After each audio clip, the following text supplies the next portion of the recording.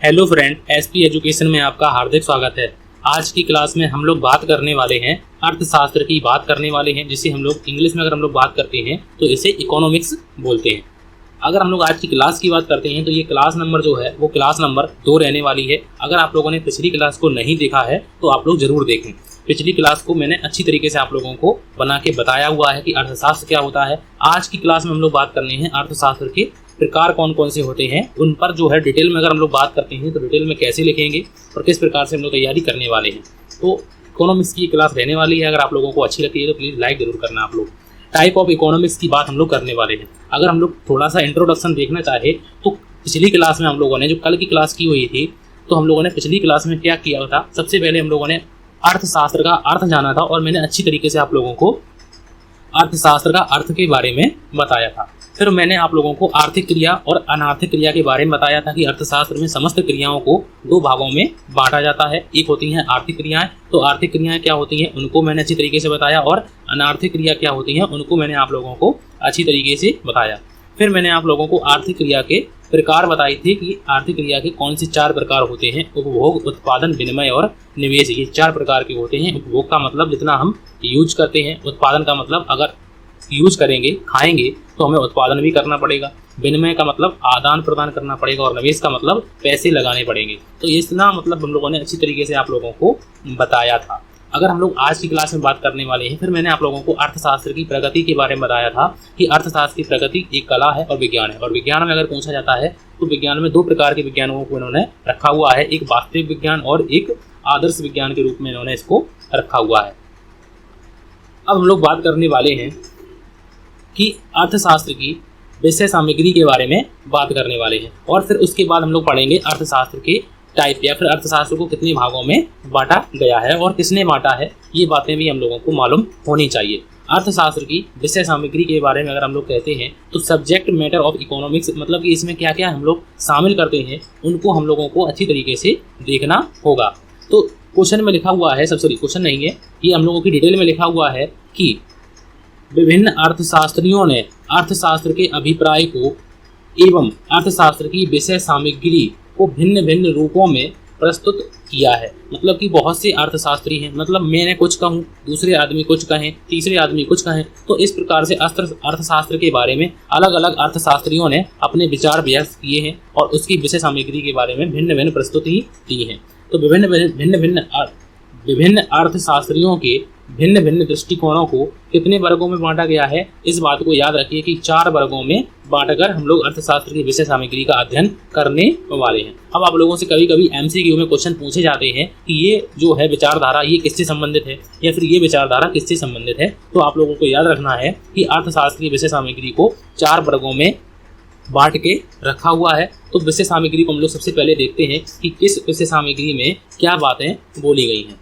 तो विभिन्न अर्थशास्त्रियों द्वारा अर्थशास्त्र की भिन्न भिन्न विषय सामग्री को सम्मिलित किया गया है। विभिन्न अर्थशास्त्रियों ने अर्थशास्त्र की भिन्न भिन्न विषय सामग्री को सम्मिलित किया है। तो इसमें क्या क्या सम्मिलित किया है हम लोग देखते हैं, एक एक करके हम लोग समझते हैं कि कौन सी विचारधारा है। सबसे पहली जो विचारधारा है वो है धन संबंधी विचारधारा। धन संबंधी विचारधारा की अगर हम लोग बात करते हैं तो इसे बोलते हैं वेल्थ कॉन्सेप्ट।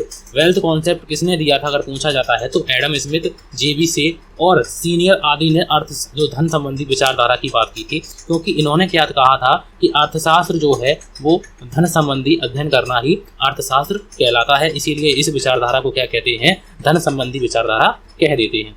तो इसमें इन्होंने क्या कहा था कि प्रतिष्ठित अर्थशास्त्रियों एडम स्मिथ, जेबी एवं सीनियर आदि ने धन, इसके अर्जन, इसके वितरण एवं इसके प्रयोग, मतलब कि धन के बारे में कि धन हमें कैसे प्राप्त करना है, उसका वितरण कैसे करना है, उसका प्रयोग कैसे करना है, आदि इन सभी को अर्थशास्त्र की विषय सामग्री में शामिल किया है। इन अर्थशास्त्रियों ने अर्थशास्त्र की विषय वस्तु में आर्थिक, मानव एवं उसकी क्रियाओं को सम्मिलित किया है। अब मानव जो क्रियाएं करता है उसकी जो आर्थिक क्रियाएं हैं, मानव 2 प्रकार की क्रियाएं करता है, कुछ इकोनॉमिक क्रियाएं होती हैं, कुछ नॉन इकोनॉमिक क्रियाएं होती हैं, कुछ आर्थिक क्रियाएं होती हैं और कुछ अनार्थिक क्रियाएं होती हैं। वो मैंने आप लोगों को पिछली ही क्लास में बताया हुआ है कि विषय संबंधी को सबसे पहले सबसे पहले कौन सी विचारधारा आई? धन संबंधी विचारधारा आई। इसमें किसने कहा? तो एडम स्मिथ, जेबी से और सीनियर। जरूरी नहीं है कि आप लोगों को सभी के नाम याद हो, लेकिन एडम स्मिथ का नाम याद होना चाहिए कि धन संबंधी विचारधारा का प्रतिपादन किसने किया। तो धन संबंधी विचारधारा का प्रतिपादन एडम स्मिथ साहब ने किया। अब उन्होंने क्या कहा कि उन्होंने कहा कि धन हम लोग कैसे प्राप्त करेंगे, उसका वितरण कैसे करेंगे और उसका प्रयोग कैसे करेंगे आदि, इन सभी चीज़ों को अर्थशास्त्र में शामिल किया है। इन अर्थशास्त्रियों ने अर्थशास्त्र की विषय वस्तु में आर्थिक मानव, आर्थिक मतलब कि आर्थिक जो पैसे संबंधी जो मानव है, जो मानव क्रियाएं हैं, उनको इन्होंने इसमें सम्मिलित किया है। ये बात बिल्कुल क्लियर हो गई होगी, क्योंकि इसमें अनार्थिक क्रियाओं को शामिल नहीं किया गया है। इतना आप लोगों को अच्छी तरीके से समझ में आ गया होगा। अब हम लोग आगे बढ़ते हैं और आगे देखते हैं कि और दूसरी विचारधारा कौन सी है। तो दूसरी विचारधारा दी है कल्याण संबंधी विचारधारा। ये दूसरी विचारधारा है। ये विचारधारा का प्रतिपादन किसने किया था? तो ये विचारधारा का प्रतिपादन मार्शल और इनके समकालीन अर्थशास्त्रियों ने अर्थशास्त्र की विषय सामग्री में धन के स्थान पर मानव कल्याण के विचार की स्थापना की है। अब यहाँ पे देखो, पहली विचारधारा जो है धन संबंधी विचारधारा, उसमें क्या कहा गया है कि धन पर ज़्यादा फोकस किया गया है। लेकिन जो कल्याण संबंधी विचारधारा है उसमें क्या कहा गया है कि ये विचारधारा किसने दी है? तो ये विचारधारा मार्शल साहब ने दी है। और इन्होंने क्या कहा है कि हर जगह पैसा काम नहीं आता है, कुछ कल्याण भी करना चाहिए, कुछ मानव कल्याण भी करना चाहिए। तो इन्होंने उस विचारधारा को हम लोग समझ सकते हैं कि वो विचारधारा किस प्रकार से है। तो वो विचारधारा हम लोगों की आर्थिक संबंधी है। लेकिन ये वाली जो विचारधारा है, ये विचारधारा है, तो ये किस प्रकार की विचारधारा है? अनार्थिक विचारधारा को हम लोग इसमें शामिल कर सकते हैं या कह सकते हैं। तो कल्याण का मतलब होता है कि सेवा भाव, किसी का सेवा भाव करना, ये भी हम लोगों का कल्याण कॉन्सेप्ट के अंदर, वेलफेयर कॉन्सेप्ट के अंतर्गत आता है। वेलफेयर का काम करना, दूसरों के बारे में सोचना, कल्याण के बारे में सोचना, ये इस विचारधारा का में आता है और इस विचारधारा को इन्होंने इसमें अर्थशास्त्र में शामिल किया है। तीसरी जो विचारधारा है वो क्या विचारधारा है, उसको कैसे समझते हैं? तो तीसरी जो विचारधारा है वो है दुर्लभता संबंधी विचारधारा। दुर्लभता संबंधी विचारधारा का अगर प्रतिपादन की बात करते हैं तो रॉबिन्स ने अर्थशास्त्र की विषय सामग्री में सीमित साधन एवं असीमित साध्यों से संबंधित चुनाव समस्या को इसमें सम्मिलित किया है। अब इसका मतलब क्या है कि देखो, हमारे पास जो साधन हैं वो कैसे हैं? वो सीमित हैं, क्योंकि सीमित लिमिटेड चीज़ें हैं और हम लोगों को जो चाहिए वो हम लोगों का अनलिमिटेड है। अब हमें कौन सी चीज़ को हमें अपनी आवश्यकता को पूरा करना है। जैसे एक व्यक्ति भोजन भी चाहता है, एक व्यक्ति आराम भी चाहता है, एक व्यक्ति मोबाइल भी चाहता है, एक व्यक्ति बहुत सी वस्तुएं, मतलब कि वो बहुत सी वस्तुएं चाहता है, लेकिन सभी आवश्यकताओं को पूरी नहीं हो सकती हैं, क्योंकि साधन कैसे हैं? साधन हम लोगों के सीमित हैं। अब सीमित साधन हैं और असीमित साध्यों से संबंधित चुनाव समस्याओं को, अगर मान लो एक आदमी गेहूं की डिमांड करता है, एक आदमी चावल की डिमांड करता है, तो हम लोगों के पास ये ज़मीन है, ये ठीक है, ये ज़मीन है। अब इस पर हमें किस चीज़ का उत्पादन करें कि गेहूं का उत्पादन करते हैं तो चावल रह जाते हैं, और चावल का उत्पादन करते हैं तो गेहूं रह जाते हैं। अब आप लोग कहेंगे कि आधे आधे कीजिए, तो आधे आधे भी मान लो करते हैं तो उससे आवश्यकताएं पूरी नहीं होती हैं। तो ये दुर्लभता है, ये समस्या है, एक समस्या है। और इस समस्या को किसने कहा था? तो इस समस्या का अध्ययन रॉबिन्स ने अर्थशास्त्र में किया था। तो रॉबिन्स के विचार में अर्थशास्त्र की विषय सामग्री में मानव व्यवहार की उन क्रियाओं को सम्मिलित किया जाता है, मतलब कि मानव व्यवहार की उन क्रियाओं को इसमें सम्मिलित हम लोग करते हैं। तो इसमें जो है, अगर हम लोग इसमें बात करते हैं, रॉबिन्स के विचार में अर्थशास्त्र की विषय सामग्री में मानव व्यवहार की उन क्रियाओं को सम्मिलित किया जाता है। इसमें थोड़ा सा टाइपिंग एरर है, क्योंकि ये जो सेंटेंस है इसमें ये पूरा नहीं लिखा हुआ है, तो हम लोग कोई दिक्कत नहीं है। मानव की उन क्रियाओं को इसमें सम्मिलित करते हैं जिसमें मानव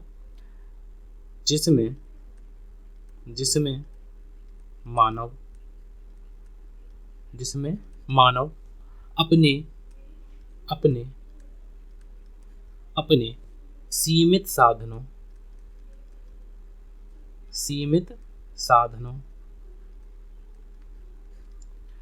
साधनों तथा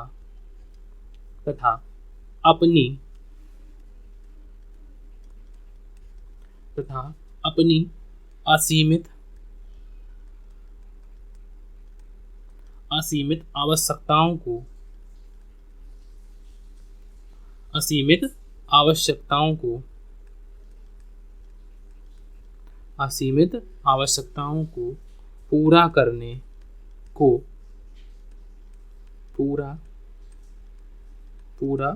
करने का प्रयास करता है। पूरा करने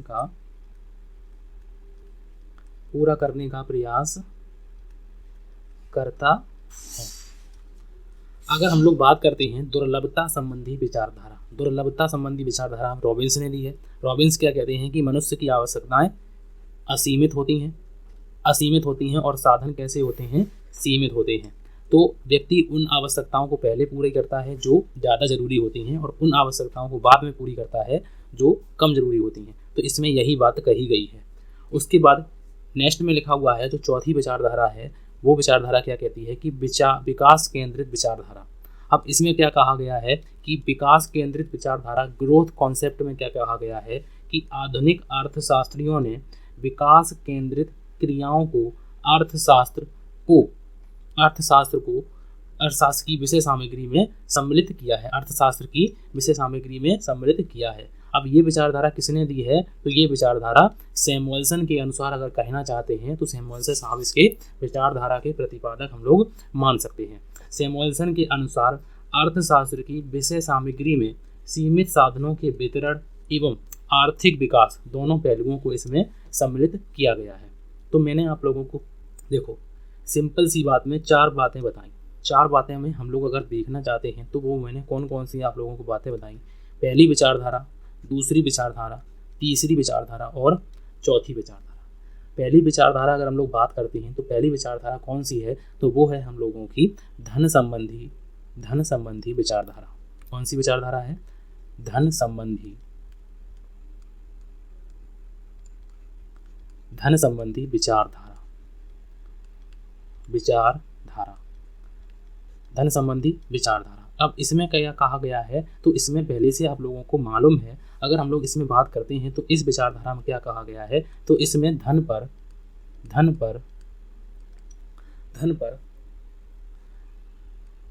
ज़्यादा ध्यान दिया गया है। इस प्रकार से अगर हम लोग अपनी भाषा में कहना चाहते हैं तो इस विचारधारा में धन संबंधी विचारधारा है, तो इसमें धन को कैसे प्राप्त करें, धन का वितरण कैसे करें, धन को उत्पादित कैसे करें, इन सभी बातों को इसमें कहा गया है। और तो हम लोग कह सकते हैं कि धन पर ज़्यादा ध्यान दिया गया है। अगर हम लोग इस विचारधारा की बात करते हैं तो इस विचारधारा को अगर प्रतिपादन की बात करते हैं तो एडम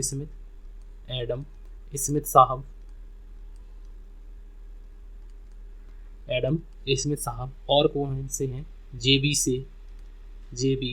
से और सीनियर, ये 3 लोग हैं। लेकिन अगर आप लोगों को एक भी नाम याद होता है तो कोई दिक्कत की बात नहीं है, अच्छी बात है। दूसरी विचारधारा कौन सी थी, तो दूसरी विचारधारा थी कि कुछ लोग कहते हैं कि धन पर फोकस कीजिए और कुछ लोग कहते हैं कि कल्याण। अब कल्याण संबंधी विचारधारा या फिर कल्याणवादी विचारधारा, वेलफेयर। तो इस विचारधारा में क्या कहा गया है, तो इस विचारधारा में कल्याण करने पर या सेवा भाव पर ज़्यादा ध्यान दिया गया है। इस विचारधारा में कल्याण जो है, कल्याण या सेवा भाव पर ज़्यादा ध्यान दिया गया है। अगर हम लोग इसके प्रतिपादक की बात करते हैं तो कौन है, तो ये हैं मार्शल और उनके सहगामी, जो उनके जो समकालीन थे वो लोग। अब बात करते हैं तीसरी विचारधारा, और तीसरी विचारधारा कौन सी है, तो दुर्लभता संबंधी विचारधारा।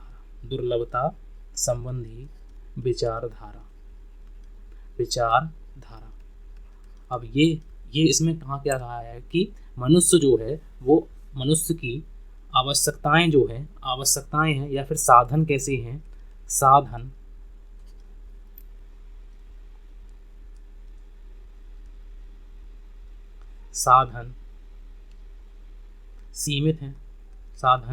सीमित हैं और उनको किस प्रकार से बांटा जाए कि हमारी आवश्यकताएं पूरी हो जाएं। तो ये दुर्लभता संबंधी विचारधारा में कहा गया है। और इसके प्रतिपादक की अगर हम लोग बात करते हैं तो इसके जो प्रतिपादक हैं तो वो कौन है, तो वो जो है इसके अगर हम लोग प्रतिपादक की बात करते हैं तो वो साहब हैं रॉबिन्स साहब, रॉबिन्स, ठीक है।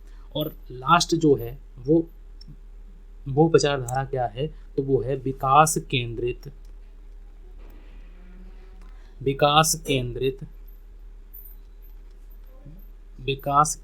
विचारधारा। अब विकास केंद्रित विचारधारा में क्या कहा गया है इसको देखते हैं। तो विचार जो विकास केंद्रित है तो इसमें जो है वो किस पर ध्यान दिया गया है, इस पर सीमित साधनों के वितरण, सीमित साधनों के वितरण, सीमित साधनों के वितरण, सीमित साधनों के सीमित साधनों के वितरण, सीमित साधनों के वितरण एवं आर्थिक विकास पर, आर्थिक विकास को सम्मिलित किया गया है, तो सम्मिलित किया गया है। अब इसके जो प्रतिपादक हैं तो वो हैं, तो इनके प्रतिपादक हैं सैमुअल्सन साहब। कौन है? सैमुअल्सन,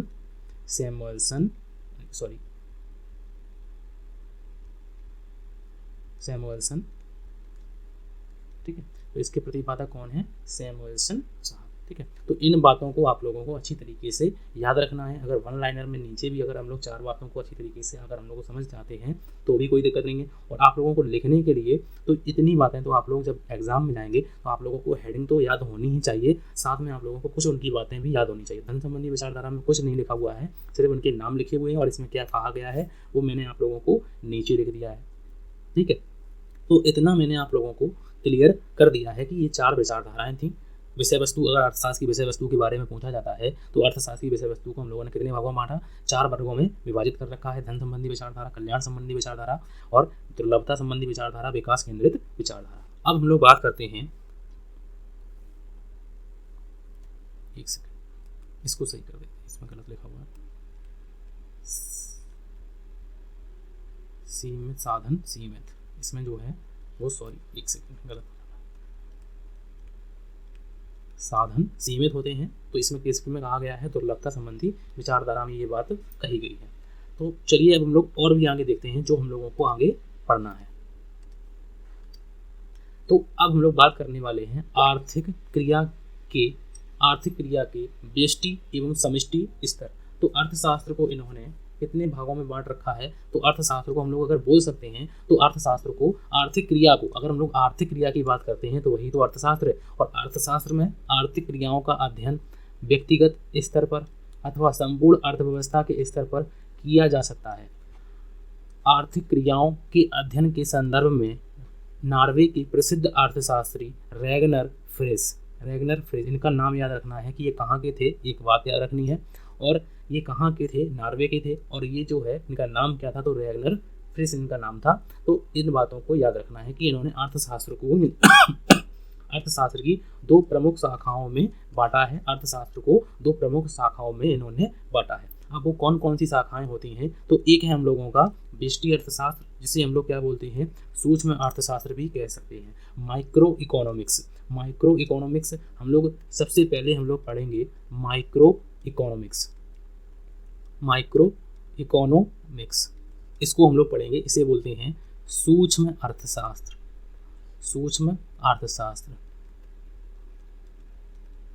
और दूसरी है हम लोगों की समष्टि अर्थशास्त्र। एक होती है व्यष्टि अर्थशास्त्र और एक होती है समष्टि अर्थशास्त्र। तो हम लोग ये सोचिए कि ये हम लोगों का ए सेक्शन हो गया और ये हम लोगों का बी सेक्शन हो गया, क्योंकि हम लोगों को अलग अलग चैप्टरों में इनको पढ़ना है। सूक्ष्म अर्थशास्त्र को हम लोगों को ध्यान से पढ़ना होगा, ठीक उसी प्रकार से हम लोगों को समष्टि अर्थशास्त्र को भी ध्यान से पढ़ना होगा। समष्टि अर्थशास्त्र इसे क्या बोलते हैं? इसे मैक्रो इकोनॉमिक्स बोलते हैं। इसे मैक्रो इकोनॉमिक्स बोलते हैं। तो इनको हम लोग अध्ययन करने वाले हैं और अच्छी तरीके से अध्ययन करने वाले हैं। एक एक बात आप लोगों को एक बात क्लियर करने वाले हैं। सबसे पहले इसमें लिखा हुआ है कि वर्तमान सबसे पहले वर्तमान आर्थिक सिद्धांतों के अध्ययन तथा आर्थिक क्रियाओं के विश्लेषण में दो महत्वपूर्ण विधियां सूक्ष्म आर्थिक विश्लेषण तथा बृहद आर्थिक विश्लेषण का प्रयोग किया जाता है। इसे सूक्ष्म और इसे बृहद भी बोल सकते हैं। शब्द माइक्रो, जो माइक्रो है, माइक्रो इसकी लिखा हुआ है माइक्रो, माइक्रो जो शब्द है वो ग्रीक शब्द के माइक्रोज से बना हुआ है। माइक्रोज ग्रीक शब्द कौन सा शब्द? ग्रीक शब्द। और कौन से शब्द से बना हुआ है? माइक्रोज से, माइक्रोज से बना है, माइक्रोज से बना है। इसे इंग्लिश में क्या बोलते हैं? MICROS, माइक्रोज से लिया गया है। और जिसका अर्थ क्या होता है? तो जिसका अर्थ होता है छोटा। माइक्रो का अर्थ होता है छोटा, और जिसे सूक्ष्म अर्थशास्त्र भी बोलते हैं। और शब्द जो मैक्रो इकोनॉमिक्स है वो भी ग्रीक भाषा का शब्द है, और वो किससे लिया गया है? मैक्रोज से लिया गया है। तो इन बातों को, और इसका अर्थ जो है वो विशाल होता है। मतलब हम लोग इसमें छोटी छोटी इकाइयों का अध्ययन करने वाले हैं, और इसमें हम लोग बड़ी बड़ी इकाइयों का अध्ययन करने वाले हैं, बड़ी बड़ी इकाइयों का अध्ययन करने वाले हैं। तो इसीलिए इसको विशाल, इसका क्षेत्र बोला गया है, और इसको हम लोगों ने छोटा क्षेत्र कहा गया है। इसका अर्थ होता है छोटा। सबसे पहले हम लोग बात करने वाले हैं व्यष्टि अर्थशास्त्र क्या होते हैं। तो आज हम लोग तो थोड़ा सा देखने वाले हैं कि व्यष्टि अर्थशास्त्र क्या होता है, लेकिन आगे जब हम लोग क्लास करने वाले हैं तो इसमें हम लोग बहुत सी चीज़ों को पढ़ने वाले हैं। सबसे पहले इसमें लिखा हुआ है कि व्यष्टि अर्थशास्त्र। व्यष्टि अर्थशास्त्र इसे इंग्लिश में क्या कहते हैं? तो इसे माइक्रो इकोनॉमिक्स कहते हैं। व्यष्टि अर्थशास्त्र में केवल अगर हम लोग बात करते हैं, अगर देखो इसका क्षेत्र कैसा होता है, तो इसका क्षेत्र जो होता है, तो इसका क्षेत्र मैंने आप लोगों को बताया छोटा होता है। और छोटा होता है तो इसमें जो है व्यष्टि अर्थशास्त्र में केवल एक व्यक्तिगत इकाई की समूहों आर्थिक क्रियाओं का अध्ययन किया जाता है। मतलब इसमें जो है इसका क्षेत्र अगर छोटा होता है तो इसमें एक इकाई का अध्ययन